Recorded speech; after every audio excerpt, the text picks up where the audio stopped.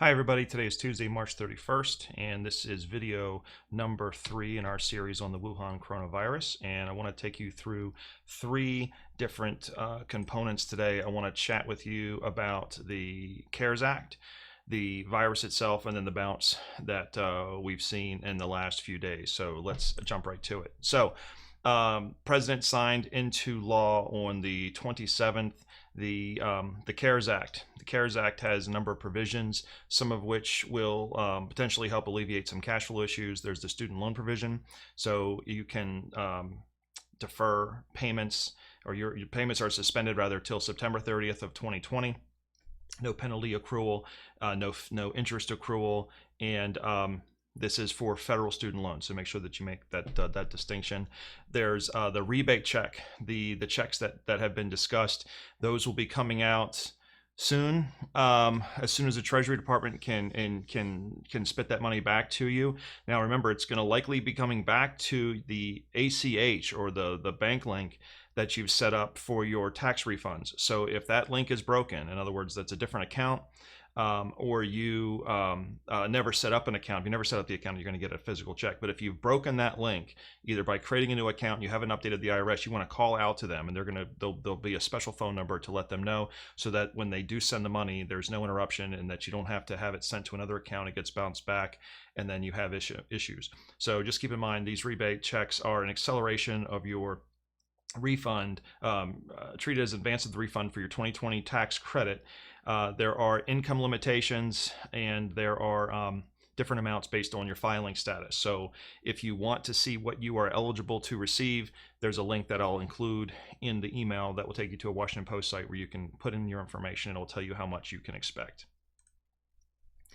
Unemployment insurance. So there's a special pandemic unemployment assistance program. It's designed to make more people qualify, or allow more people to qualify for the unemployment, and it's also designed to pay more. And this is going to go through the end of the year. So if you were previously ineligible because you were self-employed or an independent contractor, you are now eligible.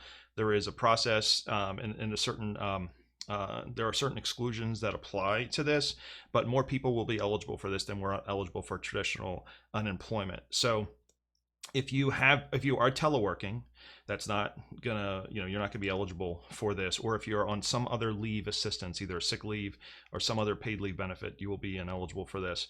But in Maryland, there's a DOL site that's already up to help with this. If you have any questions, please feel free to give me a shout. We can walk through this if you either already know that you're going to need this, or you're suspecting that you're going to need this.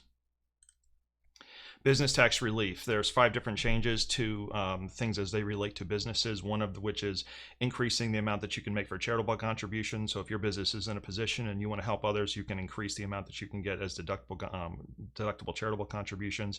And then there are 4 other components that are set up in a way for you to either assist you in the retaining of staff or the retaining of your team, either with loans or with deferral of payroll tax, liberal treatment of net operating losses or other business expenses.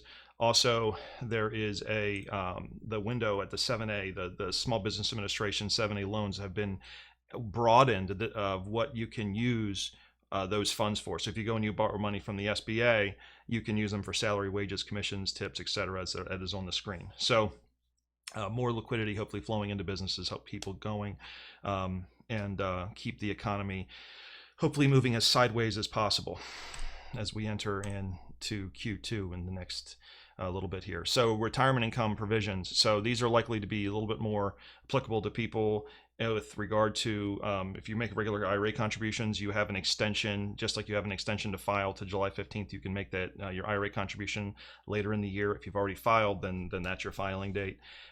With regard to loans or distributions from retirement accounts, if your 401k or retirement account has a loan provision, the loan threshold or the maximum has been lifted to $100,000 or 50% of your vested balance. And if you want to make a distribution or take money out of your retirement account, you can now take up to $100,000 out without the 10% penalty that you typically would be exposed to if you're over 59.5. And you also have some flexibility in how you pay that loan back, or if you aren't going to pay the loan back, how you spread the taxes over a few years beyond this. So those are important considerations. retirement plan provisions, RMDs, are suspended for 2020. So that's some good news. Now, good news on the virus. The FDA has issued emergency approval of anti-malaria drugs to treat coronavirus. So if you've been hearing in the news about hydroxychloroquine, there's a couple other sort of non-traditional drugs that are being used in the treatment for this virus. The FDA looks like they've made some steps in freeing up, at least from a federal standpoint, the ability of doctors to be able to use this. There were some states that were in question on whether or not they were going to allow practitioners to do it, but the FDA has stepped up and made a suggestion or created some guidance in that respect. Also, testing. We've been hearing a lot about testing. Testing is going up. This is a bar off the CDC.gov website, a bar chart, and you can see the orange bars going up and to the right, indicating an increase in testing. It's not reflected here, but it's I guess commonly being reported that there's been about 800,000 tests that have been done. Testing is going to be an important part of the future of how we move through this process, but testing, well, it's sort of peaking and going really high right now. Don't be surprised if you start hearing about testing getting tougher again, and that testing being restricted more towards either medical people or people who are more symptomatic again. We were hearing, and that was sort of a point of contention a few weeks ago, and that may come back just as a matter of run-on supplies, and can the supply chain keep up with all the things that are needed to test as many people as we need to be tested. So yes, testing is increasing, and it's really important, but be mindful that there might be interruptions and disruptions in that flow of testing moving forward. Italy. So it looks as if Italy has had, and this is good news because we've seen many of the terrible, heartbreaking stories that are coming out of Italy, but it looks like their curve is starting to roll over. They're a couple weeks ahead of us. Our curve has not yet begun to show this type of action, this type of rollover action. We're still, and again, as a result of the testing and a result of the virus spreading, we have not begun to experience really an appreciable capping, if you will, of the peak. Still working towards that, but Italy is in, they look as if they're doing much better than they were a few weeks ago. And this chart I think is really encouraging as well, which is the green line is the new recoveries, and the yellow line being new cases. So as the yellow line comes down and new cases come down, that's a really positive thing. And then as those recoveries come up, those two lines will eventually intersect, and hopefully they'll do that quicker than later. And we can take the things that we learned and then from Italy's situation, and also resources that would need to be committed to there, can also begin to be used in other places. So we hope that things continue to look good in Italy. Now, raise your hand if before this whole mess, you felt uncomfortable wearing a mask in public. Okay, I felt the exact same way. After looking at this chart, I've changed my posture on this. So here is sort of a no mask grouping of countries that either for cultural reasons or medical reasons or whatever it was, were slow to adopt to wearing masks, or they just weren't available. And then here we see South Korea, Japan, Singapore, and Hong Kong are in the mask category. And these had either very low levels to begin with, or they peaked and then rolled over, as in the South Korea example. So if you need a mask, these are not N95 masks. N95 masks are really, really tough. It's likely if you didn't have one a month ago, you're not going to be able to get one now for quite some time. But these are at least something that you can use to capture the large particulate, the large the drops, if you will, versus the vapor, the aerosol, excuse me, the aerosol that comes out when we speak and we do things. This is Origin Maine. This is an American company in Maine, as it says, and for $12 they'll ship you a mask. And if you want to drop ship 100 of these to a hospital, or to send 5 to a friend or whatever, you can do that as well. They've got a bunch of different ones that you can choose from. You can even stuff media, additional insulation or things down inside of the mask to make it, sorry, the guy from the neighborhood is blowing all over the place, and I'm glad he's working, so that's good for him. The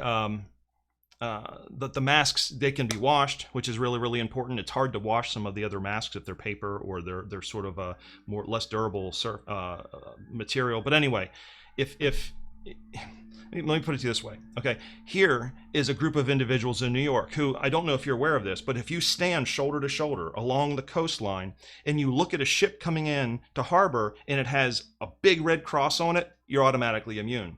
Didn't know if you were aware of this. Of course, that's a bunch of garbage. These people are not practicing any type of semblance of social distancing.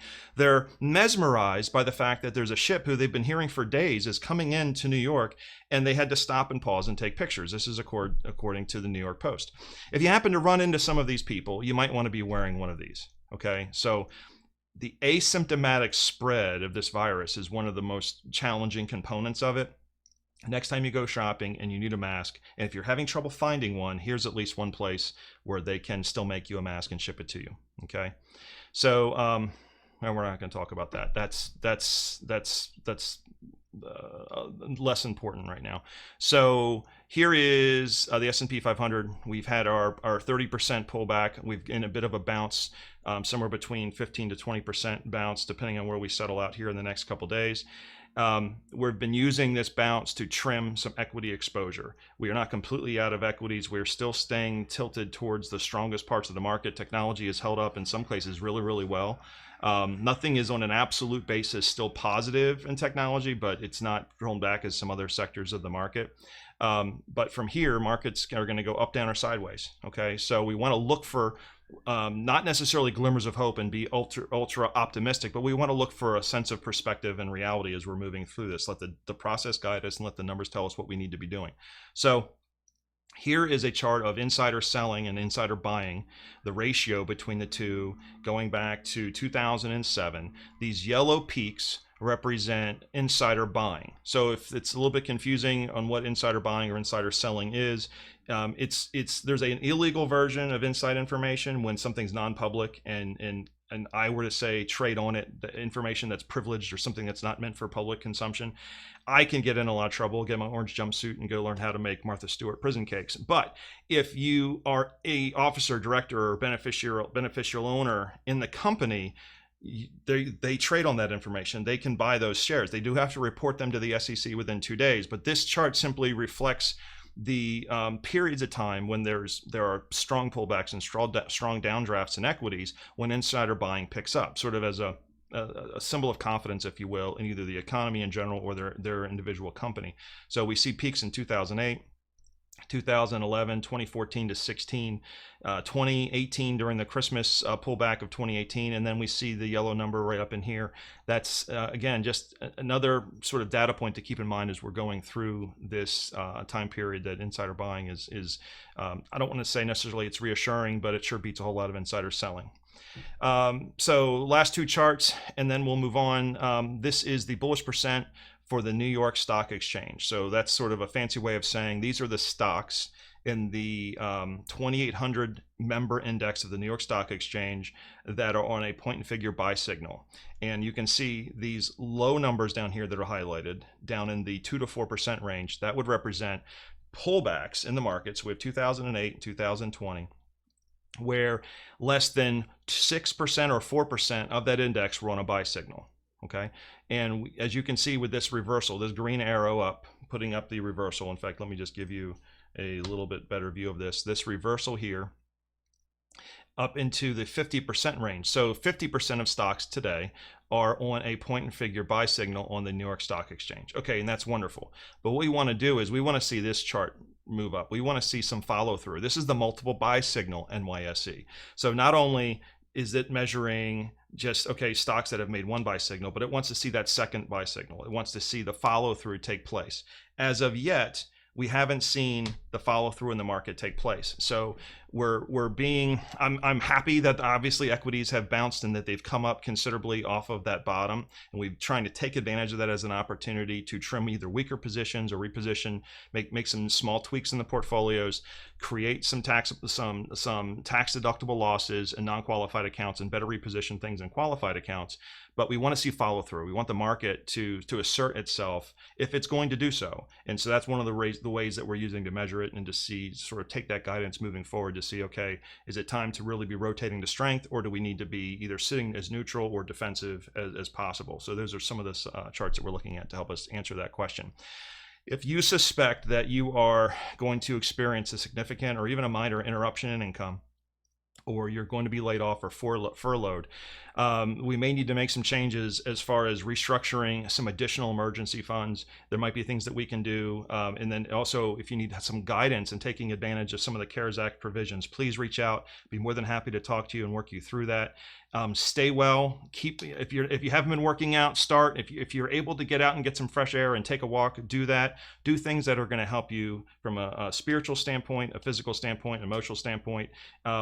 I'm doing my best to eat as well as I can, and so there's a little more ice cream in the cupboard than there typically was, not knowing how long it was going to take. But be mindful of those things. If you're not used to working at home, check your chair. Make sure that you're working on your posture. There's a couple little suggestions from a posture standpoint, and these things might sound trivial, but if you do this for the next 30 days, you don't want to create new problems or bad habits. So I'm just going to try and throw some things into the email link-wise that just can help make this time a little bit more comfortable. But if you have additional financial questions, I'm here, and if we get a chance to talk sooner than later, I'd be glad to work you through any of these situations. So stay safe, stay healthy, and we look forward to chatting soon. Take care. Ci facciamo compagnia con Viva la Vita dei Coldplay.